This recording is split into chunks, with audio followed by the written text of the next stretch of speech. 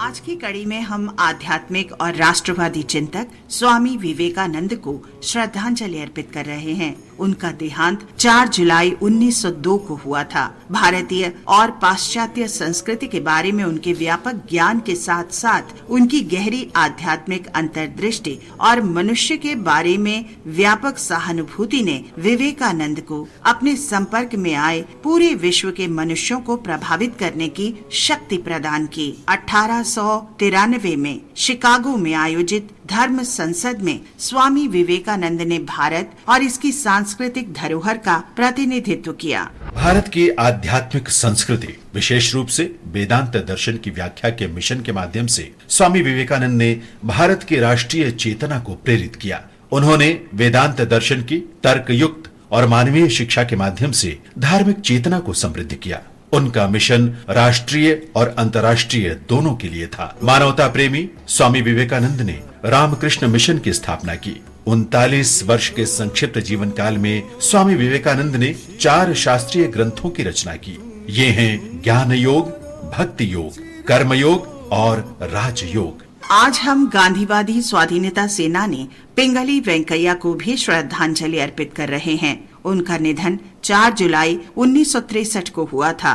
भारत का राष्ट्रीय ध्वज उनके डिजाइन पर आधारित है। पिंगली ने सबसे पहले 1921 में उसे महात्मा गांधी के समक्ष प्रस्तुत किया था। पिंगली वेंकैया का जन्म 2 अगस्त 1876 को आंध्र प्रदेश के कृष्णा जिले में हुआ था। वे अफ्रीका में आंग्ल बोयर युद्ध के दौरान दक्षिण अफ्रीका में ब्रिटिश सेना में थे। वहां पहली बार महात्मा गांधी से उनकी मुलाकात हुई। उस समय पिंगली मात्र 19 वर्ष के थे। पिंगली एक बार फिर विजयवाड़ा में गांधी जी से मिले और उन्हें ध्वज के विविध डिजाइन के साथ अपना प्रकाशन दिखाया। राष्ट्रीय ध्वज की आवश्यकता अनुभव करते हुए गांधी जी ने पिंगली से नया ध्वज बनाने को कहा। उन्होंने नया ध्वज 1921 में कांग्रेस के राष्ट्रीय अधिवेशन में प्रस्तुत करने का निर्देश भी दिया। आरंभ में वेंकैया ने लाल और हरे रंग ही उपयोग किए, लेकिन बाद में केसरिया रंग और बीच में चरखा तथा सफेद रंग का उपयोग किया गया। इस ध्वज को 1931 में भारतीय राष्ट्रीय कांग्रेस के अधिवेशन में आधिकारिक रूप से अपनाया गया।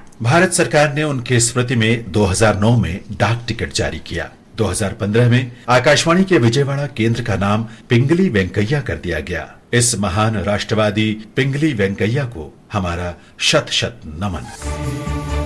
आज हम स्वतंत्रता सेनानी हेमंत कुमार नायक का भी स्मरण कर रहे हैं। उनका निधन 4 जुलाई 1932 को हुआ था। बंगाल के मेदिनीपुर के निवासी हेमंत 4 जुलाई 1932 को अखिल भारतीय कैदी दिवस मनाने के लिए अपने गृह नगर में आयोजित जनसभा में शामिल हुए। अधिकारियों की अनुमति के बावजूद पुलिस ने बलपूर्वक जनसभा को अवैध घोषित कर दिया और उसे तितर बितर करने का प्रयास किया। जब लोगों ने तितर बितर होने से मना कर दिया तो पुलिस ने गोलीबारी शुरू कर दी। वहां शहीद होने वालों में हेमंत कुमार नायक भी शामिल थे।